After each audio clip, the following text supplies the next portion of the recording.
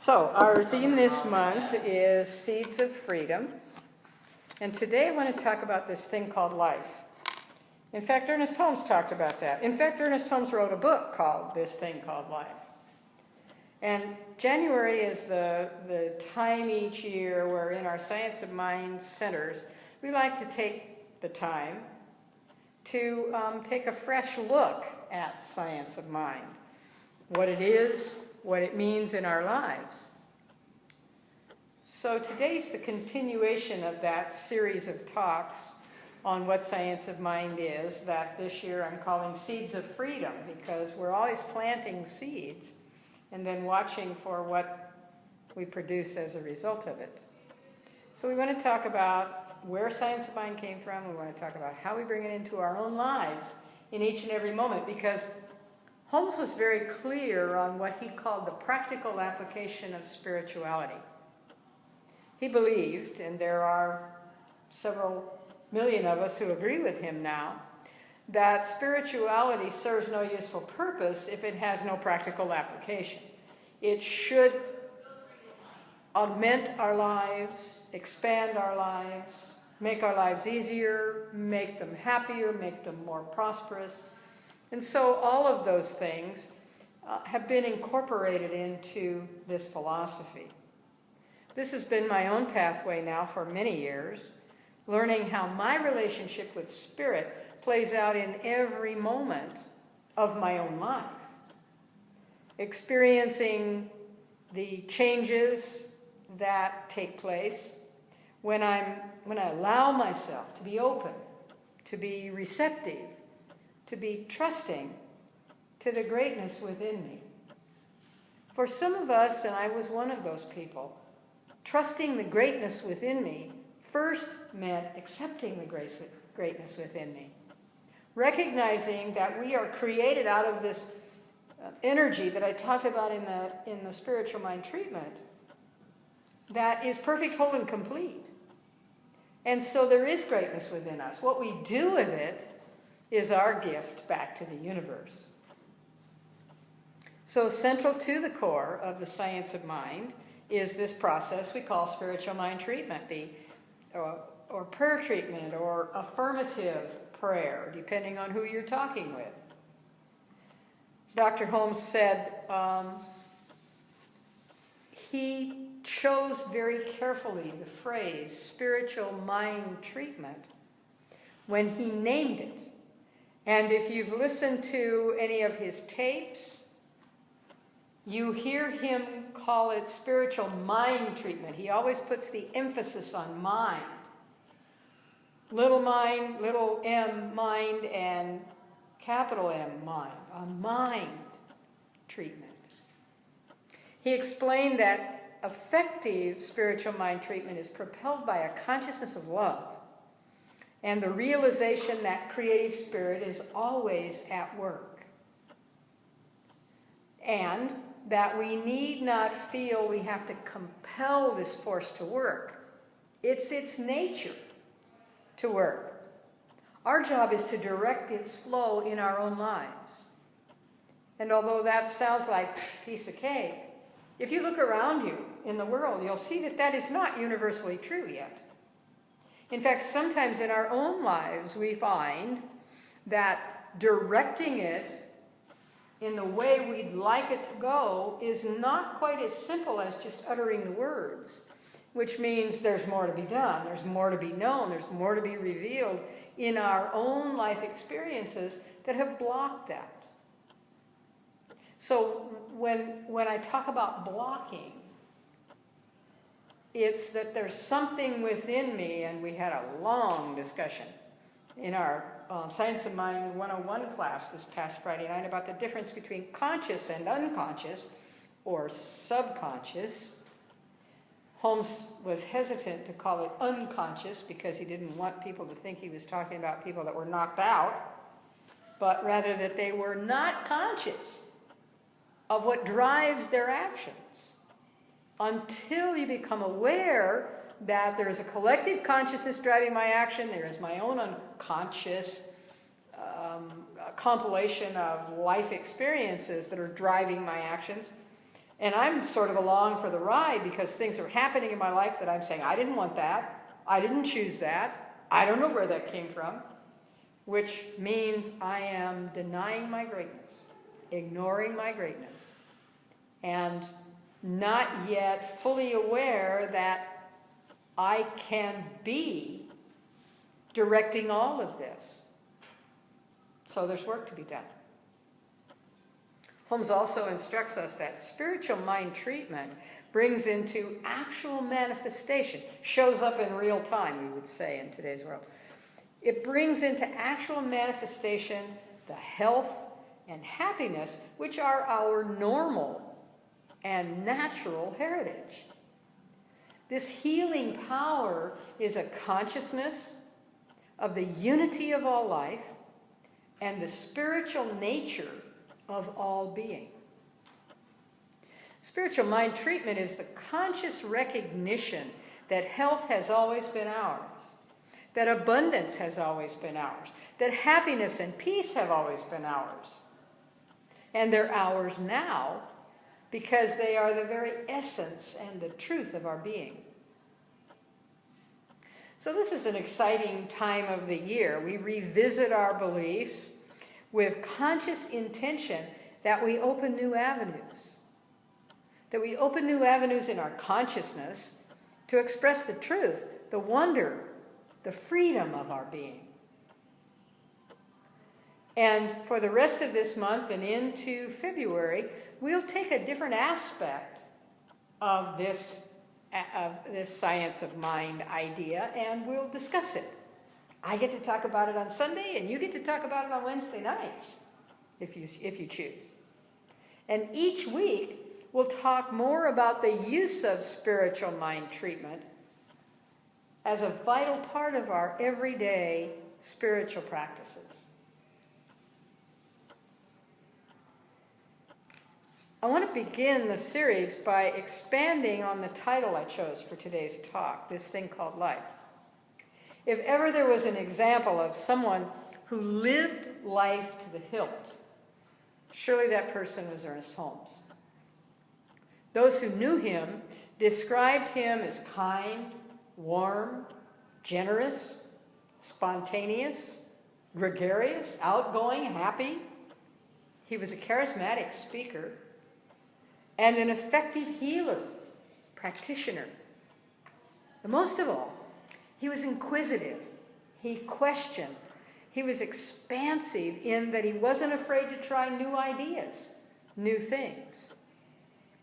And as he began to develop this philosophy of the science of mind in the early 1900s, he was quick to explain that this philosophy was not necessarily better, but that it was a synthesis of all that he had studied, that it was an understandable and practical way to put ideas into practice in our lives.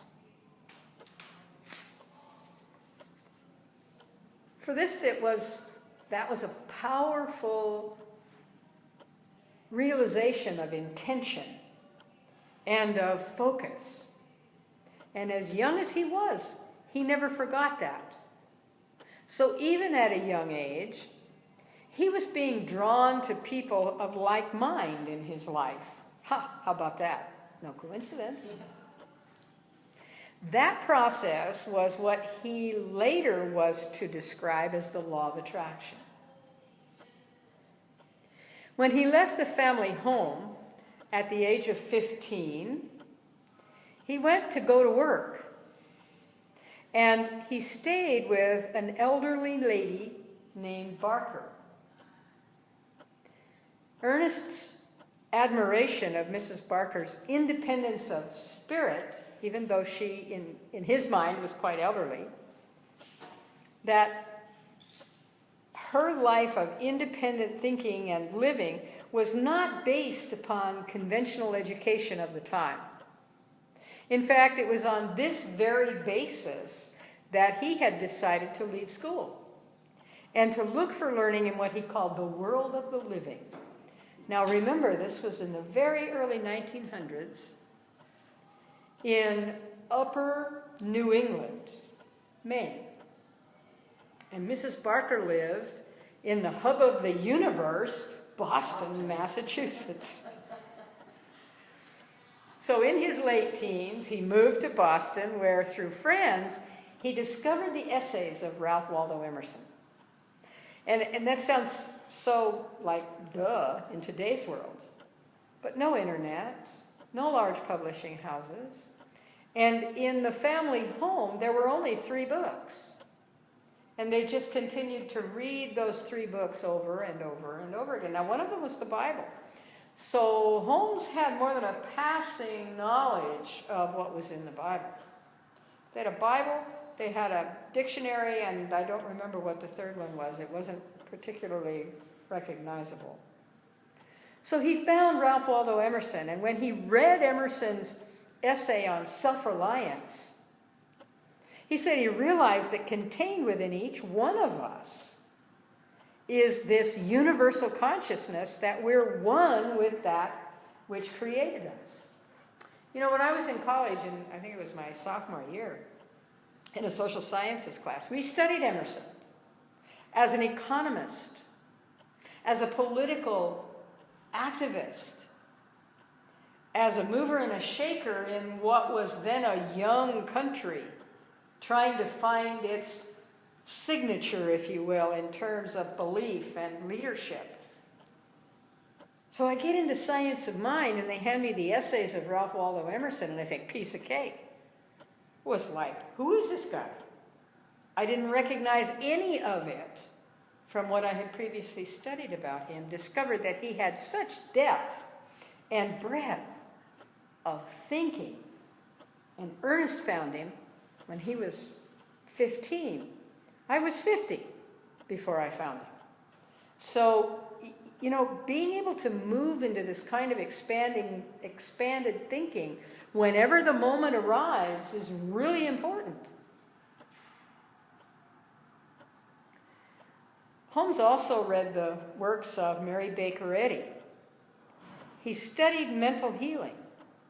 And from that, he developed this idea of prayer based on the realization that you can change your life by changing your thinking. And out of his study of Emerson, of Mary Baker Eddy, of Thomas Troward, a British metaphysician whom some of you are familiar with, we've even taught the class here in the past, on Troward's book, The Edinburgh Lectures, and The Creative Process. And also, Holmes studied Phineas Quimby, who was an American metaphysician. And Holmes began to realize that God is a good and active force in our lives. Previously, he had seen God as passive, an observer, and a judge.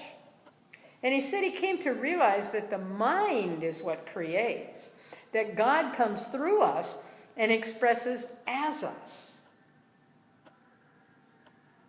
Holmes also studied the teachings of Jesus. And of Jesus he said, and I'm quoting now, he was the most glorious of souls that ever walked the earth. He was a tremendous example of the experience of oneness with God.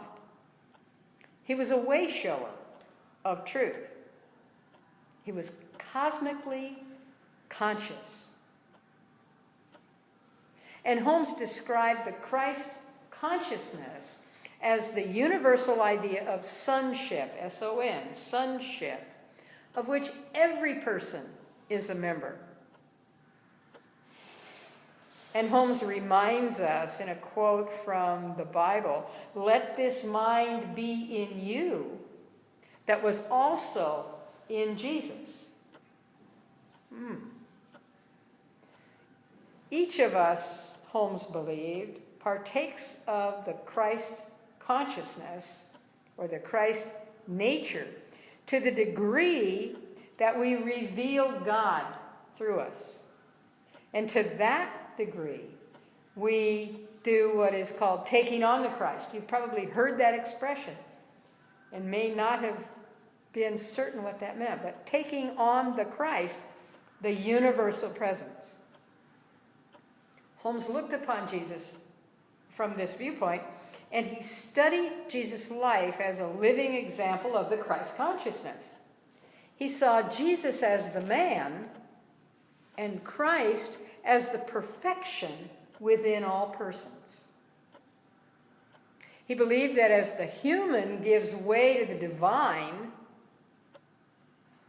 we become more and more expressive of that Christ consciousness. We all have this potential.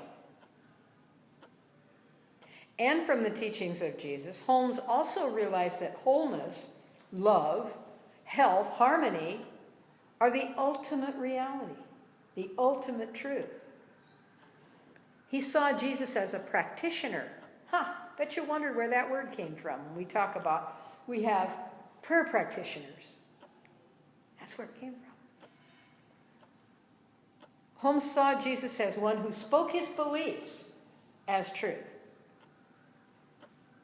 So he took all of this study and learning that he'd been doing for almost 30 years, and in 1926 he published the first Science of Mind book.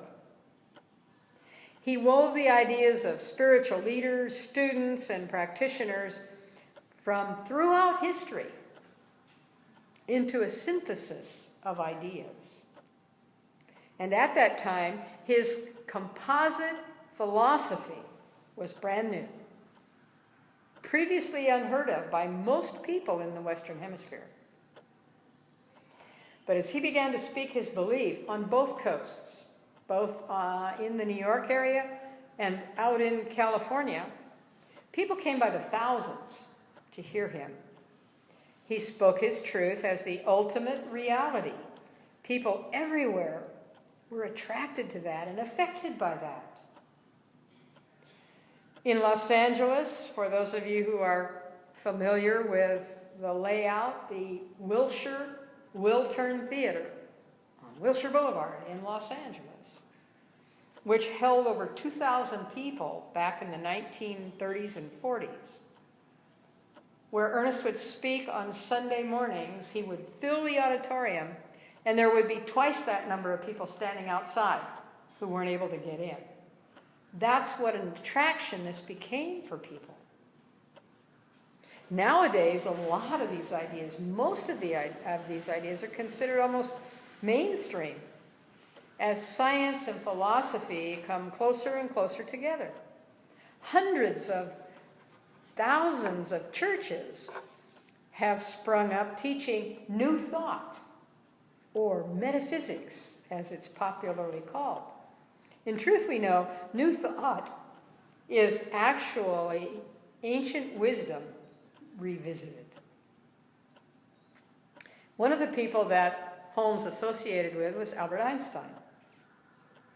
He and Einstein agreed that peace, world peace included, is not an illusion, but it's a very real possibility. It's a potentiality. Dr. Einstein said, peace is an evolutionary imperative. Science will aid religion in this evolution. And it is, isn't it? We're seeing that now. We're seeing that in medicine. We're seeing that in a variety of other expressions that are more in parallel between science and spirituality, not religion. Religion can be a part of spirituality, but it is not all that spirituality is, because if it was all that spirituality was, there'd only be one religion, and that would be the betterhood of humanity. Without all of the credos and the tenets and the practices and the rituals and all of those things that limit and separate. So think spirituality, because that's what we're talking about here. Science will aid spirituality in this evolution. We know that to be the case in today's world, as science increasingly proves and supports the basic concepts of universal synthesis. You see, when we're free to be ourselves, We recognize, we realize, and we reveal our universal oneness. We move past that separation phase or level with God and with each other. You've heard me say before, peace is an inside job. Love is an inside job. Happiness, health, prosperity, success are inside jobs. We find them in the world when we find them in ourselves. In order to recognize it, we must be it. We must practice it. We must understand it. So at the beginning of a new year and at the start of a new day, every day is a fresh start. To remember that there's a divine pattern within us. It's a divine nature that makes all things new, each moment, each day, each year. It's already present within us. We just have to allow it to express. So I want to invite you to declare for yourself that this is so. So I have a couple of statements here that I want to share with you, and I'm going to say it, and then I'm going to ask you to repeat it back to me. There is a divine nature within me. There is a divine nature within me. I give it permission to express through me. I give it permission to express through me. You could remember those from day to day. You can edit that for your own purposes, but it starts with I, and it ends with me, because that's where I start in growing my universal consciousness. You see, when our own ears hear our own voice speaking these words, we're generating greater power. When we speak our word, we come to believe it. And when we believe in something, it reveals itself to us and through us. This is the mind that was in Jesus. This is the mind in every one of us. So every year is the beginning of a new year. Every day is the beginning of a new day. Every moment is the beginning of a new moment.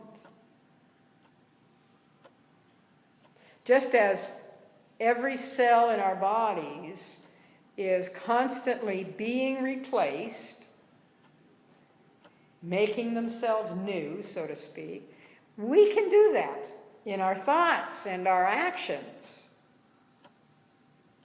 Make all things new, as Teacher Jesus is quoted as saying. And so can each of us come to believe in ourselves, to trust in the wisdom that created us. I love that phrase, and I can't credit that to Holmes. He may have said it, but I never heard him say it or read that he said it. Wayne Dyer said it. Good quote. Trust in the wisdom that created you. And then to act on the guidance. You know, the intuitive thoughts that you get. Go to Talk Story. Go to, it's Grandma's Kitchen, is it? In Honeka'a. Why am I going to Grandma's Kitchen? I've been there so many Saturday nights. It's the same menu all the time, except when they have meatloaf. Because that's once a month, huh, Bill? Yeah. But these intuitive flashes that we get have meaning. Pay attention. This is what life is all about. The discovery of our own affinity to all that the universal life force is and has created. So as we go into these new days and weeks and months of 2016, let's remember that every moment is a gift.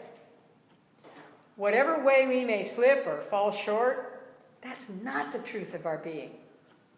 In the very next moment, we can start fresh.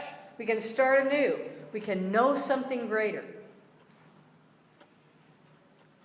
in the next moment, we can access the infinite aspect of our being.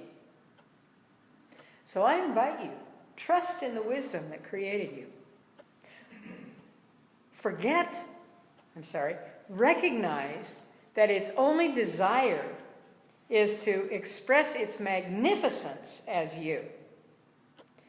Realize that you are made in its image and likeness. That doesn't mean physically. That means in spirit. That means in potential. That means in expression. There is so much more to us than the physical. That's the effect. That's the effect. Go to cause, mind. God's mind is my mind, made manifest. Go there. And realize that the Christ consciousness is this divine nature outpicturing in you. There's no pressure to be something as a result of knowing that. It's just to be. That I am one with the power of creation. Except that you can reveal peace, harmony, wholeness in your thoughts, in your words, in your actions. You're truly free. You're free to be yourself. You are the star player in this thing called life. So I want to end with some words for you to repeat back to me. I am an individualized expression of God. I am an individual expression of God. There is a divine nature in me.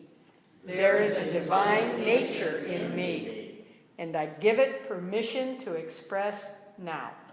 And I give it permission to express now. And so it is.